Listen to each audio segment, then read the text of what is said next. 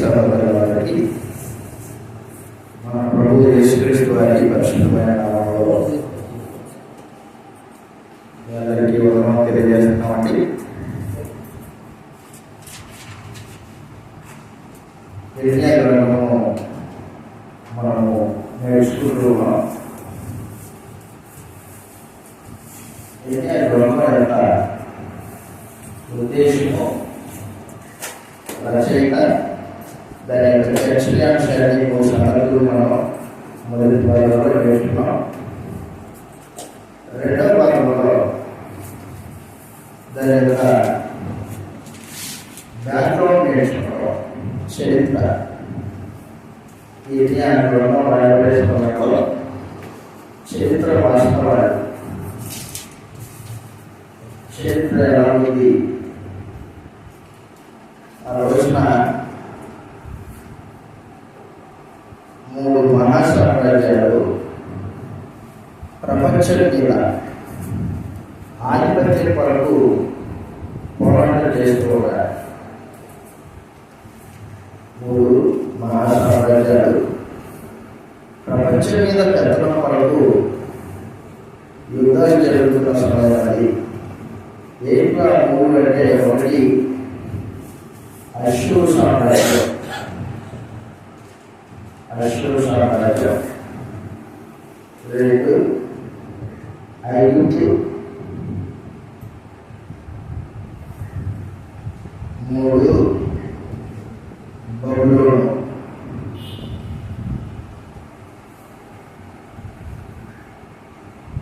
ఈ 3 సామ్రాజ్యాలు ప్రపంచం మీద పెద్దల కొరకు యుద్ధాలు జరుగుతున్న సమయం అది. ఆ సమయంలో అప్పటికే ఆధిపత్యంలో ఉన్న అష్షూరు దేశం, అప్పటికే ఆధిపత్యంలో ఉన్న అష్షూరు దేశం, ఐగుప్తు దక్షిణాన ఉంటుంది, దక్షిణాన ఐగుప్తు ఉంటుంది, ఉత్తరాన బబులోను ఉంటుంది.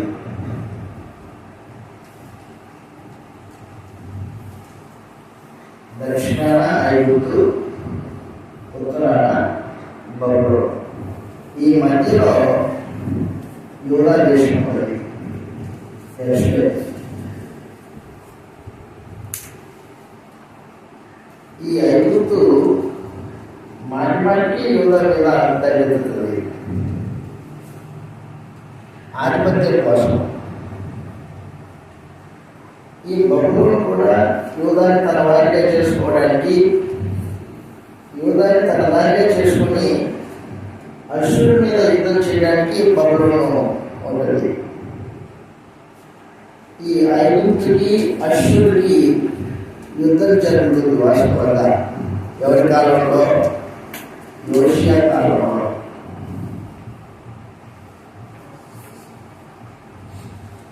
యోషియా కాలంలో ఐగుప్తుకి అష్షూరుకి మధ్య యుద్ధం జరుగుతుంది. యుద్ధం జరుగుతూ ఉంటే యూదా రాజైన యోషియా ఏం చేశాడంటే, దారిన పోతున్న ఐగుప్తుని యుద్ధం చేసి గెలవడానికి ఆలోచన చేశాడు. దారిన పోతుంది, చెప్పారండి ఒకసారి, దారిన పోతున్న కుక్కను పట్టుకొని ఖండించుకున్నాడట. అన్నట్టు ఐగుప్తు అష్షూరుతో యుద్ధం చేయడానికి వెళ్తూ ఉంటే యోషియా రాజు ఏం చేశాడు? ఐగుప్తుతో యుద్ధానికి దిగాడు. పాపం ఐగుప్తు రాజు మనుషుడు, యూదా రాజా యోషియా, నేను నీ మీద యుద్ధానికి రాలేదు, నాకు శత్రువైన వాడు అష్షూరు, వాడితో యుద్ధానికి వెళ్తున్నాను, మధ్యలో నువ్వు రావద్దు, మధ్యలో నువ్వు వచ్చి చచ్చిపోతావు, చంపేస్తానండి అని ముచ్చటగా చెప్పాడు, అర్థమయ్యేటట్టుగా చెప్పాడు. చెబితే ఈ యోషియా ఏం చేశాడంటే మాట్లాడుకోకుండా ఐగుప్తుతో యుద్ధానికి వెళ్ళాడు. ఐగుప్తుతో యుద్ధానికి వెళ్తే ఈ ఐగుప్తు రాజు యొక్క దెబ్బకి యోషియా చచ్చిపోయాడు.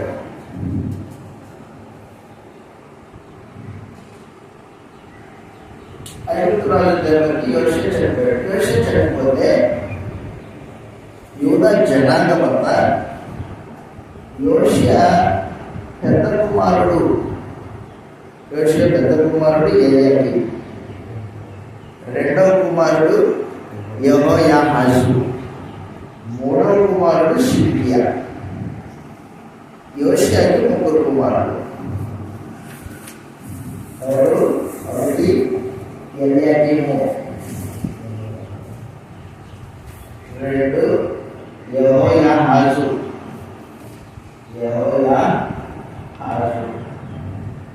మూడు సిద్కియా.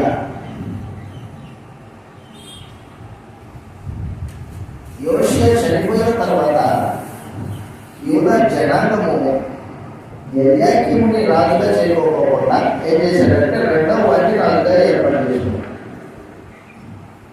రెండవ వాటిని రాజుగా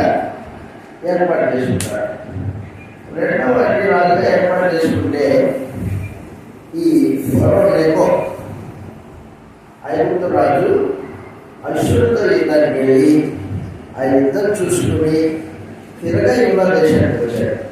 యూదా దేశానికి రాగానే ఎవరు పరిపాలన చేస్తున్నాడు? యెహోయాహాజు పరిపాలన చేస్తున్నాడు.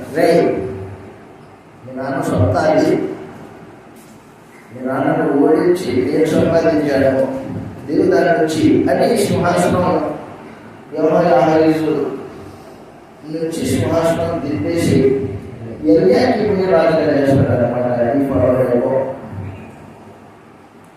ఎలియాకీము రాజ్య పరిపాలనకు వచ్చాడు. ఎలియాకీముకి పేరు మార్చాడు, యెహోయాకీము అని పేరు పెట్టాడు. ఎవరు పెట్టింది పేరు? ఐగుప్తు రాజైన ఫరోనేకో, అతని పేరు నెకో. పేరు మార్చి రెండవ వాడు కాదు ఉండాల్సింది, ఎవరైనా మొదటి వాడిని పరిపాలన చేయాలి అని మొదటి వాడిని సింహాసనం మీద ఎక్కించి ఎలియాకీము నాకు పన్ను పెట్టాలా, 200 మణుల వెండి, 200 మణుల బంగారం పన్ను పెట్టాలా, గుర్తు పెట్టుకో అన్నాడు. ఈ ఎలియాకీము ఐగుప్తు దేశం కింద పన్ను పెడుతూనే ఉన్నాడు. సంవత్సరం పన్ను పెడుతూ ఉంటే బబులోను రాజు వచ్చాడు. బబులోను రాజు వచ్చి యెహోయాకీముని ఓడించి యెహోయాకీముని తీసుకొని పోయి బబులోనులో చంపేశాడు. ఈ యెహోయాకీముకి బదులుగా అతని కుమారుడైన యెకొన్యా, ఎవరి కుమారుడు ఇతను? ఎలియాకీము కుమారుడు యెకొన్యా రాజుగా చేసి వెళ్ళిపోతాడు. యెకొన్యా 3 సంవత్సరాలు పరిపాలన చేస్తాడు. 3 సంవత్సరాలు కాదు, 3 నెలలు పరిపాలన చేస్తాడు. యెకొన్యా 3 నెలలు పరిపాలన చేసిన అయిపోయిన తర్వాత తిరుగుబాటు చేసేవాడు. ఈ యెకొన్యా ఐగుప్తుతో సాంగత్యం చేస్తున్నాడు. రాజు వచ్చి బబులోను రాజు వచ్చి యెకొన్యాను సింహాసనం నుంచి తీసేసి యోషియా 3వ కుమారుడైన సిద్కియాని రాజుగా చేస్తున్నాడు. ఎవరు? బబులోను రాజు. ఎప్పుడది? 606 క్రీస్తుపూర్వం 606లో సిద్కియా రాజు అయ్యాడు. మొదటి చరాయి సిద్కియా రాజుగా చేసిన తర్వాత సిద్కియా బబులోను రాజుకి తొత్తుగా ఉన్నాడు, బానిసగానే బతకాలి. కానీ ఏం చేసినట్టే ఈ బబులోను రాజు ఐగుప్తు యొక్క సహాయాన్ని తీసుకుని బబులోను రాజుకి పన్నుపెట్టడం మానుకున్నాడు. ఐగుప్తు సహాయం తీసుకుని బబులోను రాజుకి పన్ను పెట్టడం మానుకున్నాడు. పన్ను పెట్టకపోతే రాజుకు తెలిసి వచ్చింది నెబుకద్నెజర్కి, మళ్ళీ అక్కడ పన్ను పెట్టట్లేదు. సైన్యాన్ని తీసుకుని సైన్యం తీసుకొని ఎరుసలేము ఉంది నాకు, ఎరుసలేము చుట్టూ సైన్యం నిలబడింది. బబులోను సైన్యం, ఎరుసలేము చుట్టూ బబులోను సైన్యం. బబులోను సైన్యం ఏం చేసిందంటే చుట్టూ నిలబడేసరికి ఎరుసలేములో ఉన్నవాళ్ళు బయటకు వెళ్ళడానికి లేదు, లోపలికి రావడానికి, బయట వాళ్ళు లోపలికి రావడానికి లేదు. ఇక్కడే కరువు వచ్చింది. కరువు. ఇర్మియా ప్రవచనాలు చెప్తూనే ఉన్నాడు, రే బాబు దేవుడి మాట వినండి, బబులోను కాడి మోసుకోండి, బబులోను కాడిని మీద పెట్టుకోండి అని చెప్తున్నాడు ఇర్మియా. కానీ ఇర్మియా మాట వినుకోకుండా ఏం చేశాడంటే ఈ సిద్కియా ఐగుప్తుతో సహవాసం చేశాడు. ఐగుప్తుతో సహవాసం చేసేదానికి నేను రాజుగా చేసింది ఎవరు? బబులోను రాజాని నేను కదా. సిద్కియా నేను రాజుగా చేసింది ఎవరు? నేను కదా బబులోను రాజుని. అవునా? మరి నా మాట నాల్సింది పోయి నా శత్రువుతో చేయగలిపి నా మీద కాలు దూకుతావేంటి? నా శత్రువుతో చేయగలిపి నా మీద కాలు దూకుతావా? అయితే నీ గతి రాడే వచ్చింది పో అని ఈ సిద్కియా అనేది బబులోను రాజు చెరపట్టుకుని పోతాడన్నమాట. సంపూర్ణంగా చెరపట్టుకుని పోతాడు. ఈ అశ్షూరు అంతరించిపోయింది. అశ్షూరు అంతం. ఐగుప్తు కూడా బబులోనుకి లోబడిపోయింది. బబులోను రాజ్యం జరుగుతుందన్నమాట. దేవుడు ఏం చేశాడంటే అశ్షూరుని అంతమొందించి బబులోన్ని ఉన్నత స్థితిలోకి తీసుకొచ్చాడు. బబులోను సామ్రాజ్యం ఆ రోజున అశ్షూరు అస్తమిస్తుంది, బబులోను సామ్రాజ్యము ఉదయిస్తుంది. ఇది ఇర్మియా గ్రంథం యొక్క చరిత్ర వాస్తవం. ఈ చరిత్ర తెలియకపోతే ఇర్మియా గ్రంథం నీకు అర్థం కాదు. అసలు ఇర్మియా గ్రంథం దాని 1వ అధ్యాయం నుండి చివరి వరకు నువ్వు అర్థం చేసుకోవాలంటే ఈ చరిత్ర తెలియాలి నీకు. యూదా రాజులు ఎవరు, ఏం చేశారు అంటే తెలియాలి. అందుకని నీకు ఈ చరిత్ర చెప్తున్నాడు. ముందుగా సొంత గ్రంథం తెలిసి ఇదంతా గ్రంథంలో ఉంది. రాజులు 2వ గ్రంథం, రాజులు 2వ గ్రంథం 22వ అధ్యాయం. రాజులు 2వ గ్రంథం 22వ అధ్యాయం.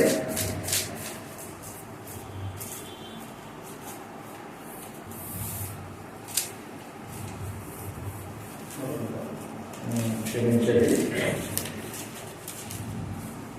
దినవృత్తాంతాలు 2వ దినవృత్తాంతాలు 34వ అధ్యాయం. 2వ దినవృత్తాంతాలు 34వ అధ్యాయం.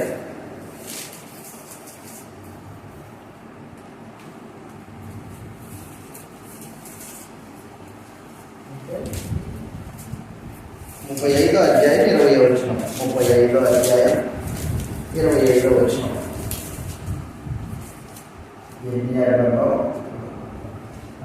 దినవృత్తాంతాలు 2వ గ్రంథం, క్షమించండి, దినవృత్తాంతాలు 2వ గ్రంథం 25వ అధ్యాయం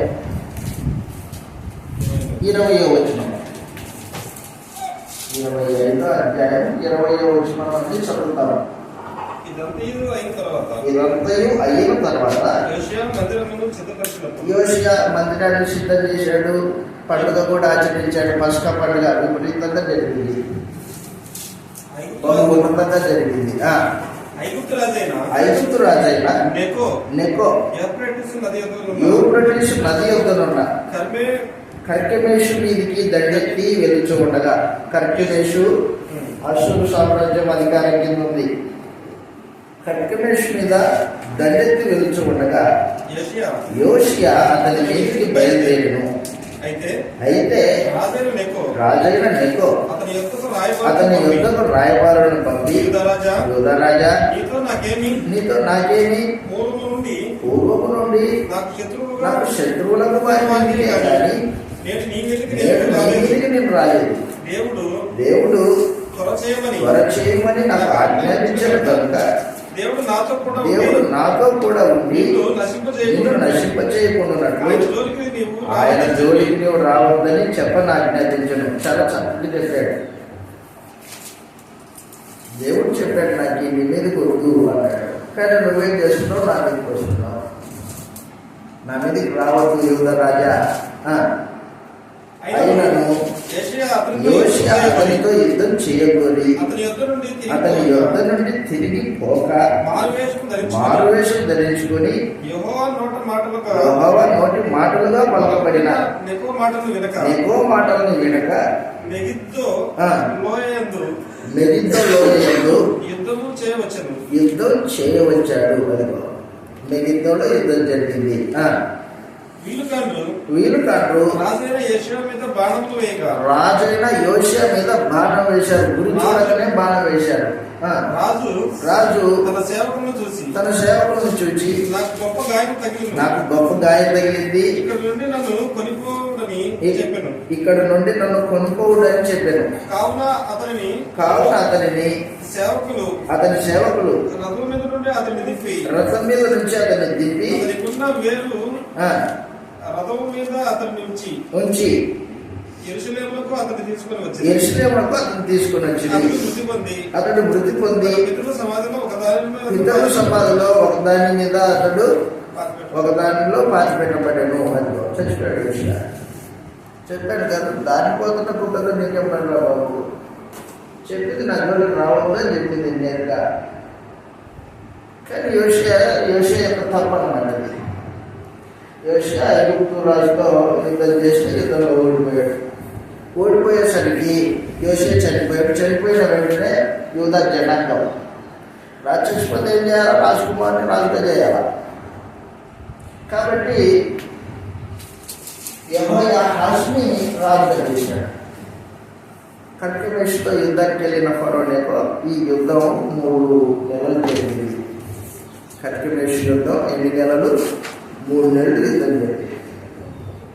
ఈ 3 నెలలలో యెహోయాహాజు రాజ్య పరిపాలన చేస్తున్నాడు యూదా మీద. ఫరోనేకో ఆ యుద్ధం ముగించుకొని యూదా దేశానికి వచ్చాడు. యూదా దేశానికి రాగానే కుర్చీ మీద యెహోయాహాజు కూర్చోతున్నాడు. రే, నీ యొక్క సొంత అనుకుంటున్నావా? వెళ్ళి అన్నాడు. అంతే, నేను సంపాదించిన దాన్ని నువ్వు కూర్చుంటావేంటి? యెహోయాహాజుని సింహాసనం మీద దించేసి అతని అన్న అయిన ఎల్యాకీముని రాజుగా చేసి యెహోయాకీము అని పేరు పెట్టి అతనికి పన్ను కట్టాలి సుమా, గుర్తుపెట్టుకో అని పన్ను నియమించి నిర్ధారించి తన దేశానికి వెళ్ళిపోతాడు. సొంతం అక్కడే రాయబడింది కింద వచ్చిన వాళ్ళు. అప్పుడు దేశపు జనులు యెషయా కుమారుడైన యెహోయాహాజును స్వీకరించి యెరూషలేములో అతని తండ్రి స్థానమున అతని రాజుగా నియమించి యెహోయాహాజు ఏలనారంభించినప్పుడు 23 ఏళ్ల వాడై ఎన్ని సంవత్సరాలు? ఆ సంవత్సరాలు జ్ఞాపకం పెట్టుకుని 23 సంవత్సరాలు యేసు, అతని వయసు 23 సంవత్సరాలు. యెరూషలేములో 3 నెలలు ఏలిను. 3 నెలలు పరిపాలన చేశాడు. ఐగుప్తు రాజు యెరూషలేములోకి వచ్చి వచ్చాడు. యుద్ధం అయిపోయింది. కట్టిమేషుతో యుద్ధం అయిపోయి యెరూషలేముకి వచ్చాడు. యుద్ధ దేశానికి వచ్చాడు. అతన్ని తొలగించి యెహోయాహాజుని తొలగించి ఆ దేశమునకు 200 మణుగుల వెండిని 200 మణుగుల బంగారమును 200 మణుగుల వెండి 2 మణుగుల బంగారము జర్మన పన్నుగా నియమించి అతని సహోదరుడైన ఎల్యాకీమును యూదా మీద రాజుగా చేసి అతనికి యెహోయాకీము అని పేరు పెట్టాడు. 3 మహాసామ్రాజ్యాలు ప్రపంచం మీద ఆధిపత్యపు మూడనమైనది. ఈ ఆధిపత్యంలో దక్షిణాన ఐగుప్తు ఉంది, ఉత్తరాన బబులోను ఉంది, మధ్యలో యూదా నలిగిపోతుంది. అక్కడ ఐగుప్తుని నాశనం చేయాలా, ఇటు బబులోని నాశనం చేయాలి, నలిగిపోతుంది మధ్యలో ఉన్నది. కాబట్టి ఇప్పుడు ఐగుప్తు రాజు ఫరోనేకో ఎల్యాకీమును రాజుగా నియమించి 200 మణుగుల వెండి, మణుగంటే 12 కేజీలు, మణుగంటే 12 కేజీలు, 200 మణుగుల వెండి అంటే 200 ఇంటూ 12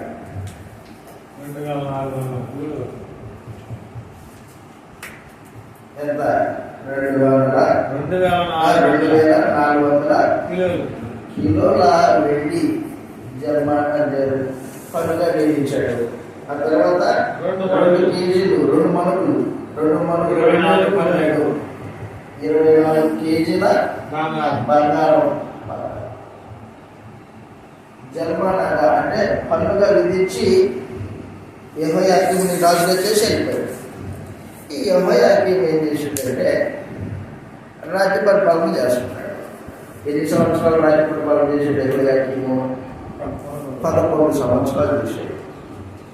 11 సంవత్సరాల ఈ పరిపాలనలో 11 సంవత్సరాల ఈ పరిపాలనలో విగ్రహారాధనకి దిగాడు యెహోయాకీము. దేవుడికి విరోధి, దేవుడి మాట వినని వాడు, దేవుడి మాట విన్నాడు. దేవుడు ఇమెయిల్ ద్వారా సందేశాన్ని వినిపిస్తే సందేశాన్ని తిరస్కరించిన వాడు ఈ యెహోయాకీము. దేవుడు ఇర్మియా, నేను నీతో చెప్తున్న ఈ మాటలన్నీ ఒక గ్రంథం రాయి,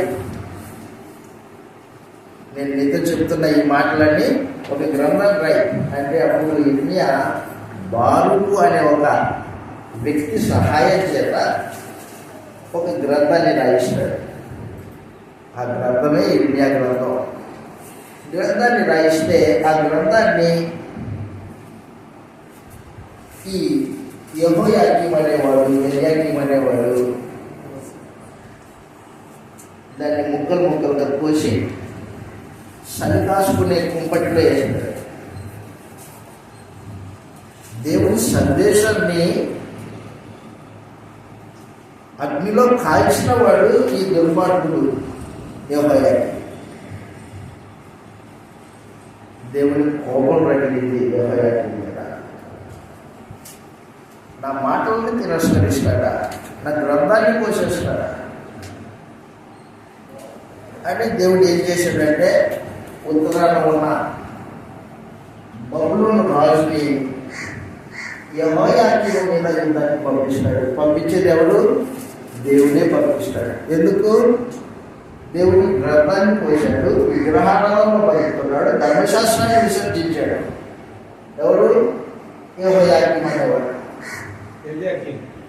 యెహోయాకీము అన్నా ఎల్యాకీము అన్నా రెండు ఒకటే, ఒకే వ్యక్తికి 2 పేర్లు అవి. చదువుతాం ఇప్పుడు గ్రంథంలో. ఇర్మియా గ్రంథం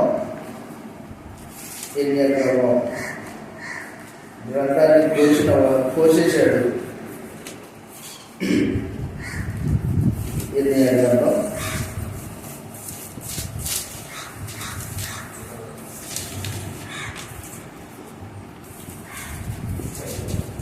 30 గ్రంథాన్ని చాకుతో కోసి కుంపట్లో వేసాడు.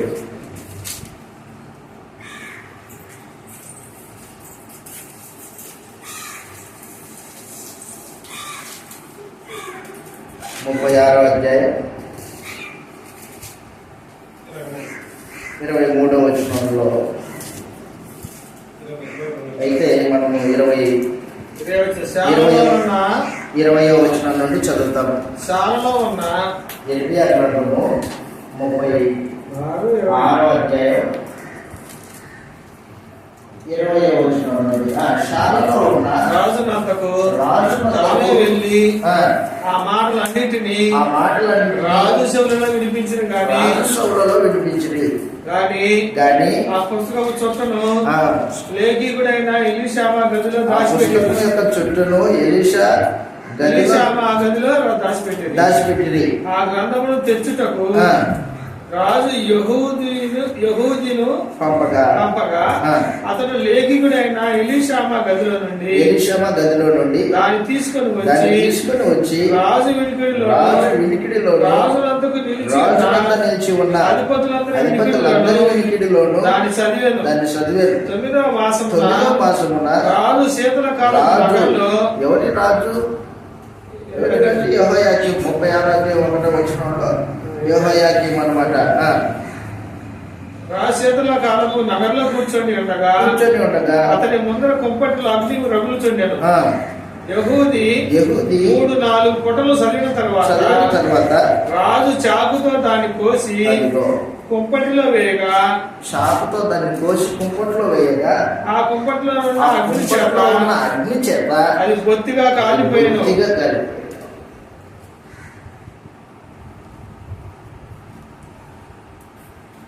కోపం వచ్చింది దేవుడికి. ఇర్మియా ఇట్లా నేను యూదా జాతి మీద విధించబో బబులోను తీర్పు రాసి రాజు మారు మనసు కోసము నేను వినిపించాను. రాజు మారుతాడని వినిపించాడు దేవుడి గ్రంథాన్ని. కానీ రాజు మారకుండా ఏం చేశాడు? దేవుడి గ్రంథాన్ని కుంపటిలో కాల్ చేశాడు తోసి. దేవుడికి కోపం రగిలి ఇదిగో బబులోను రాజు త్వరితగానే వచ్చి ఈ యెహోయాకీముని తీసుకెళ్తాడు, చెరలోకి తీసుకెళ్తాడు. ఓ ఏడు చెప్పు, మునుపు రాసిన గ్రంథాన్ని మరలా తిరిగి రాయి అని ఇజ్ఞాకి సందేశం ఇచ్చాడు. కాబట్టి బబులోను రాజు వచ్చి యెహోయాకీముని చెరగా కొనిపోతాడు. యెహోయాకీముని చెరగా కొనిపోయిన తర్వాత ఈ బబులోను రాజు ఏం చేస్తాడంటే పన్ను విధించి వెళ్ళిపోతాడు. కొంతమందిని రాజకుమారుడిని చెరకి తీసుకెళ్తాడు. ఆ రాజకుమారులలో దానియేలు, షడ్రక, అబేద్నెగోలు ఉన్నారు. చదువుతాం ఇలా రాయబడిన గ్రంథంలో రాజులు మొదటి గ్రంథం, రెండవ గ్రంథం, రాజులు రెండవ గ్రంథం.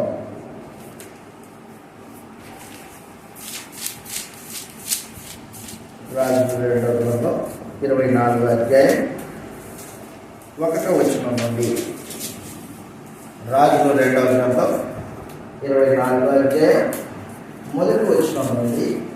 యెహోయాకీము దినములలో బబులోను రాజైన నెబుకద్నెజరు యెరూషలేము మీదకి వచ్చెను. ఈ యెహోయాకీము అతనికి దాసుడై 3 ఏళ్ళు సేవ చేసిన తర్వాత ఎవరి మీద? బబులోను రాజు మీద తిరుగుబాటు చేశాడు. యెహోవా అతని మీదికి తన సేవకులైన ప్రవక్తల ద్వారా తాను సెలవిచ్చిన మాట చొప్పున యూదా దేశమును నాశనం చేయుటకై దాని మీదికి కల్దీయుల సైన్యములను, సిరియనుల సైన్యములను, మోయాబీయుల సైన్యములను, అమ్మోనీయుల సైన్యములను రప్పించారు.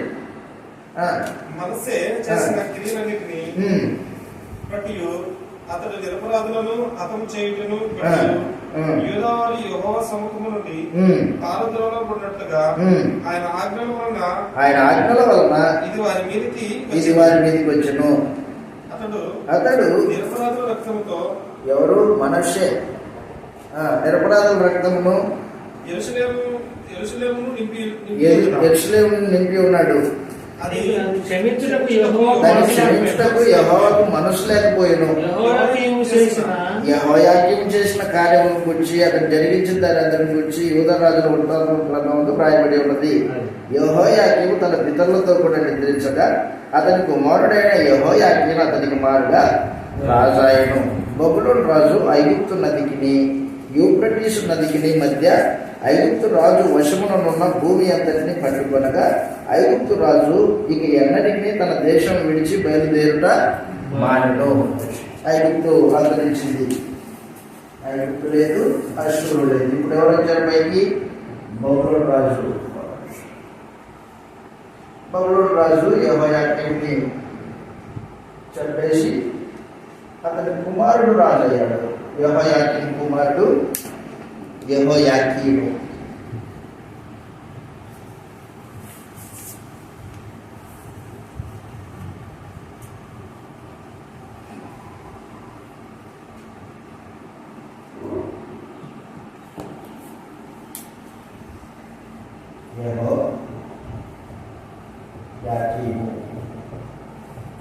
యెహోయాకీము కుమారుడు పేరు యెహోయాకీము.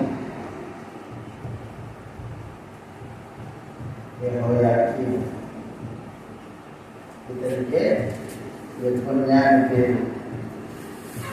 కొన్యా అని పేరు. ఈ యెకొన్యా అనేవాడు బాల్యం నుండి దేవుడి మాట విననివాడు. వాళ్ళ తండ్రి ఎలాగో ఇతడు అలాగో. వాళ్ళ తండ్రిలాగా విగ్రహాలను రాజ్యంలో నింపిన వాడికి యెహోయాకీము. ఎన్ని సంవత్సరాలు పరిపాలన చేశాడు ఇతను? సంవత్సరం లేదు, 3 నెలలే, 3 మాసాలు అన్నాడు గ్రంథంలో. యెహోయాకీము 11 సంవత్సరాలు. యెహోయాకీను 3 నెలలు. బబులోను రాజు వచ్చి యెహోయాకీముని ఓడించి యెహోయాకీమును ఓడించి రాజ్యమును స్వతంత్రించుకొని పన్ను కట్టమని చెప్పి వెళ్ళిపోతాడు. వెళ్ళిపోతే యెహోయాకీము రాజ్య పరిపాలనకు వచ్చాడు. రాజ్య పరిపాలనకు వస్తే యెహోయాకీము కూడా పన్ను చెల్లించుకో. దేవుడి మాట వినని వాడు. దేవుడి మాట వినని వాడు దేవుడి సింహాసనం మీద ఎందుకు కూర్చోవాలా? ఆయన మాట వినేవాడు ఆయన ప్రజలను పరిపాలన చేయాలా? కాబట్టి దేవుడు ఏం చేశాడంటే ఈ యెహోయాకీముని గద్దె దించేసి వాడిని బబులోను చెరకు పంపించేస్తాడు. బబులోను చెరకు పంపించేసి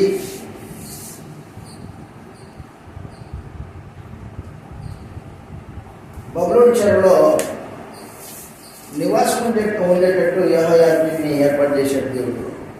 వేరే వీడు పనికిరాడు ఇక్కడ సింహాసనం మీద మాట వినని వాడు. ఇర్మియా గ్రంథం 22వ అధ్యాయం 22వ వచనం. ఇర్మియా గ్రంథం 22వ అధ్యాయం 22వ వచనంలో 22వ అధ్యాయం 22వ వచనంలో ఈ మాటలు రాయబడ్డాయి. నీ క్షేమకాలమందు నీతో మాట్లాడింది నేను విననని నీ వంటివి.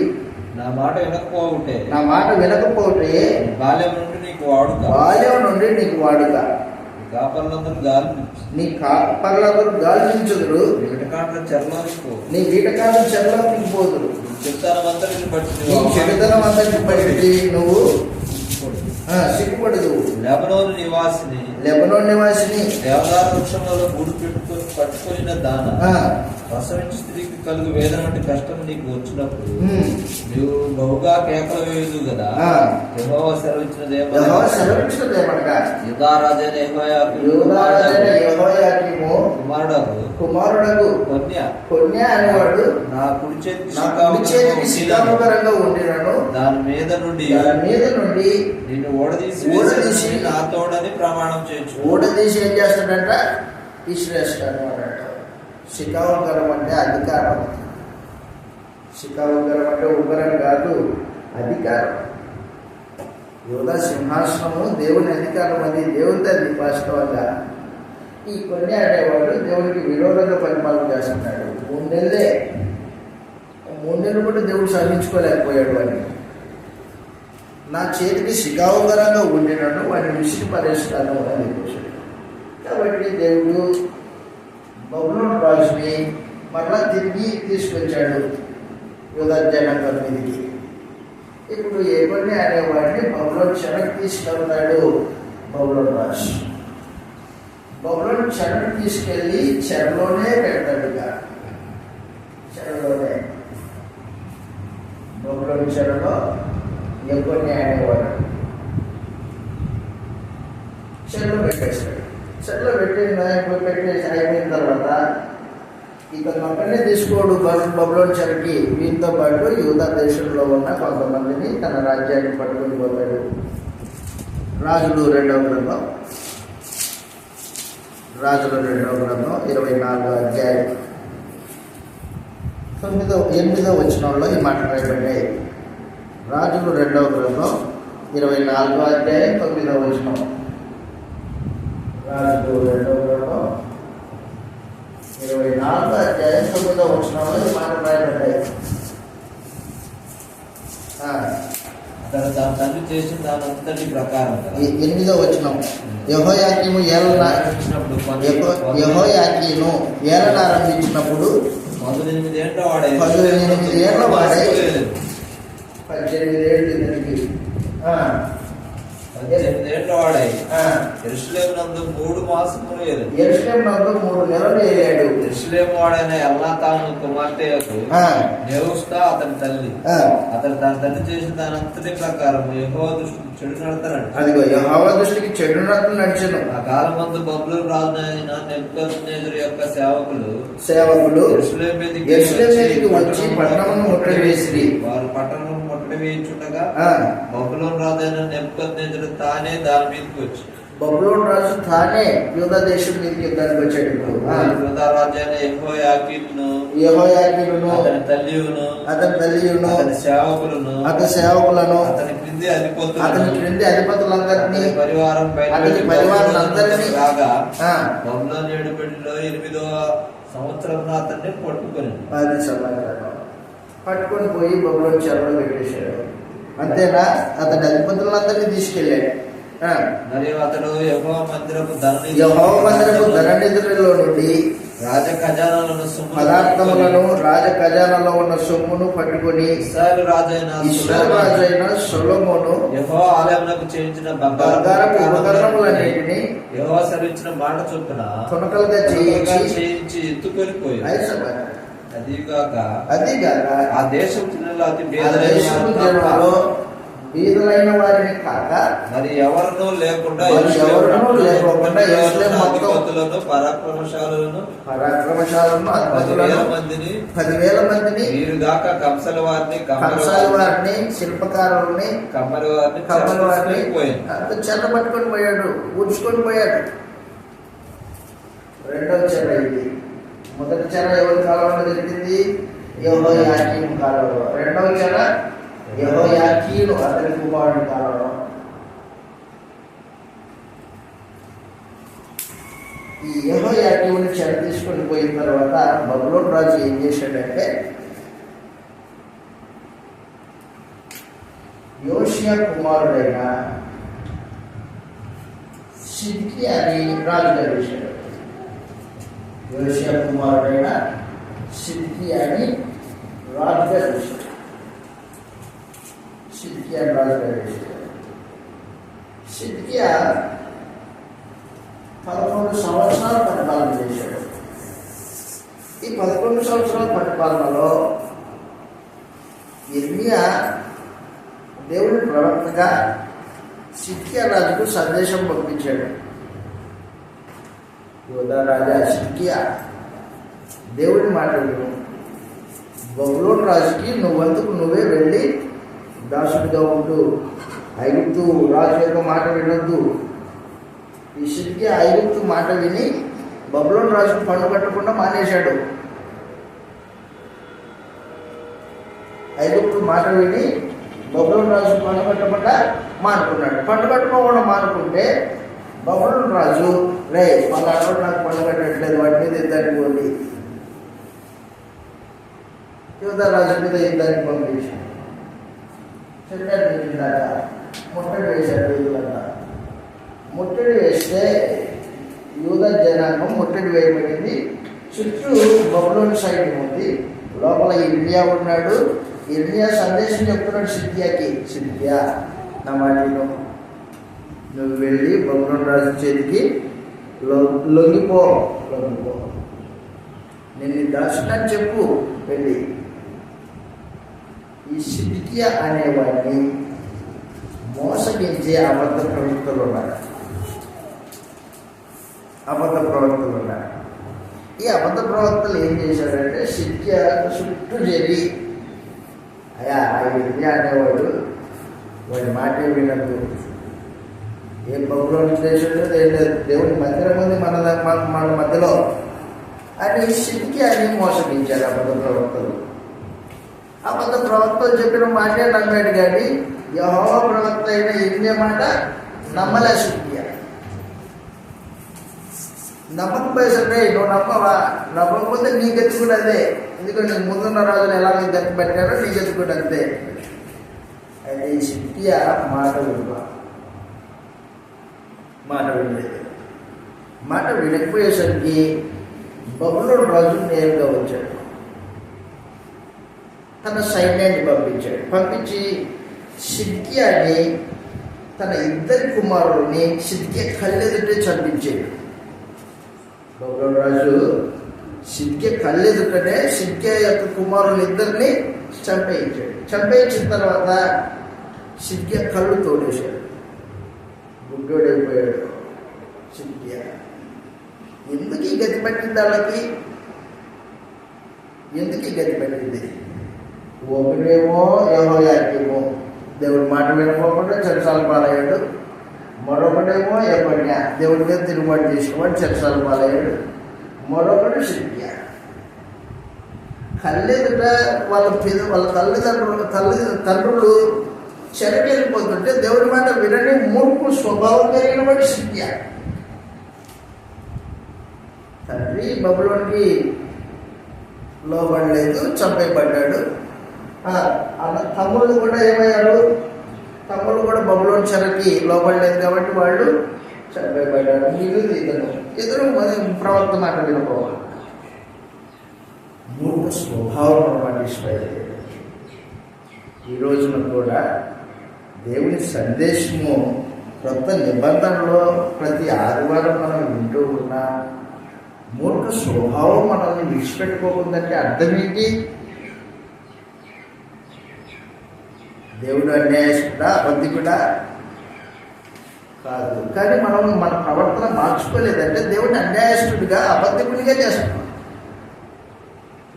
దయచేసి గుర్తుపెట్టుకోండి, చరిత్ర ఎందుకు నేర్చుకోవాలంటే దేవుని మాట అది ఖచ్చితమైనది అని మనం గుర్తించాలి. ఆయన మాట ఇచ్చాడంటే దాన్ని అలాగే జరిగించగలిగిన సమర్థుడు.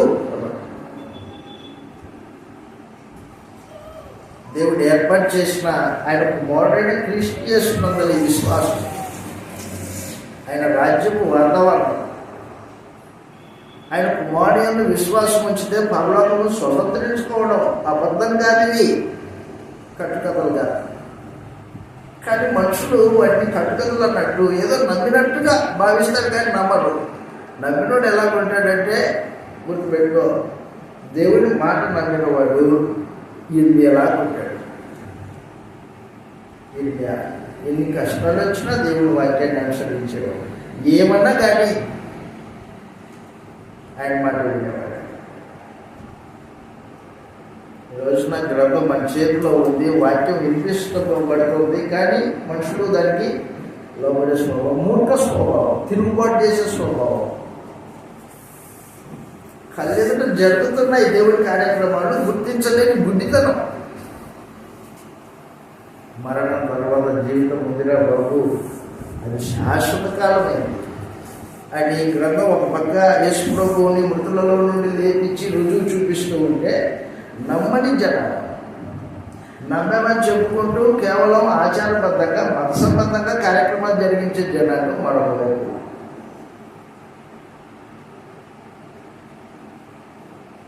మనుషులు దేవుడిని ఆయన గ్రంథాన్ని పక్కన పెడితే గతి ఇలాంటి పరిస్థితి వచ్చింటారు. వాళ్ళే బబులోని చెరకు వెళ్ళిపోయారులే. ఈ రోజున బబులోని చెరకు కాదు, ఇంకోటి కాదు, నిత్యాగ్ని దండన. ఒక రోజు కాదు, 2 రోజులు కాదు, నిత్యాగ్ని దండన. 5 రోజులు, యుగాలు. నీ పని ఏదో పక్కన పెట్టు, గ్రంథం దగ్గరికి రా, మాటలు విను, దేవుడి సందేశాన్ని ఆలోచించే. నువ్వు ఏ పని పాటు చేసుకున్నా, ఎంత చేసుకున్నా నీ మరణం వరకేది, మరణం తర్వాత నీ వెంటనది అది. కానీ మనుషులు గ్రంథాన్ని గౌరవించే స్థితిలో లేరు. దేవుని మాటకు విధేయత చూసే స్థితిలో దేవుడికి భయపడేవాళ్ళు కాదు. దేవుడికి భయపడేవాళ్ళు కాదు. దేవుడు అంటున్నాడు, ఓ ఇశ్రాయేలు యూదా జనాంగమా, నిన్నేం చేతును, నిన్నేం చేసేది, ఇట్లా నీకోసంగా చెప్తా అని సముద్రం దగ్గర ఆ ఇసుకను చూడు. సముద్రపు అలలు ఊబెత్తున వచ్చి ఇసుకని తాకి వెళ్ళిపోతాయి. ఎంత పోలినా బయటికి రాకోకుండా ఉండేటట్టు ఇసుకను దానికి సరిహద్దుగా చేశాను. కానీ నువ్వు నాకు భయపడబోతున్నావు అని దేవుడు ఇశ్రాయేలుతో చెప్తున్న మాట ఇది. యూదా జనాంగంతో చదువుతాం. ఆ మాట చదివి బ్రేక్ తీసుకుంటాం మనం. ఇర్మియా గ్రంథం 5వ అధ్యాయం 20వ వచనంలో, ఇర్మియా గ్రంథం 5వ అధ్యాయం 20వ వచనంలో, యాకోబు వంశస్థులకు ఈ మాట తెలియజేయండి, యూదా వంశస్థులకు ఈ సమాచారం తెలియజేయండి. అదిగో కన్నుల నుండి చూడకయు, చెవుల నుండి వినకయు, వివేకం లేని మూలారా, ఈ మాట వినండి. సముద్రం దాటలేకుండానట్లు దాని తరంగంలో ఎంత పోలినను అది ప్రబలలేకుండానట్లు, ఎంత ఘోషించినను దాటలేక ఉండునట్లు నిత్య నిర్ణయం చేత దానికి ఇసుకను సరిహద్దుగా చేసిన నాకు భయపడిన, అదిగో నాకు భయపడిన నా సన్నిధి వాడు. దేవుడిని గౌరవించేవాడు దేవుడికి భయపడతాడు. దేవుడికి భయపడతాడు. దేవుడి సన్నిధిలో వణుకుతాడు. ఇవేమి లేవు నీకు ఇలా, ఇవేమి లేవు నీకు. గుడ్డోడివి నువ్వు, గుడ్డోడివి. కాబట్టి దయచేసి గుర్తుపెట్టుకో. ఇండియా గ్రంథం ఎంతో బ్యాక్గ్రౌండ్ అనమాట. ఇది తెలియకోకుండా నువ్వు గ్రంథం చదివితే నీకు అర్థం కాదు. గ్రంథం చదవడానికి దాని వెనకాల బ్యాక్గ్రౌండ్ తెలిసి చదవాలి. 10 నిమిషాలు బ్రేక్ తీసుకొని మళ్ళీ వచ్చి కూర్చొని దాని యొక్క విభజన మనం చూస్తాం.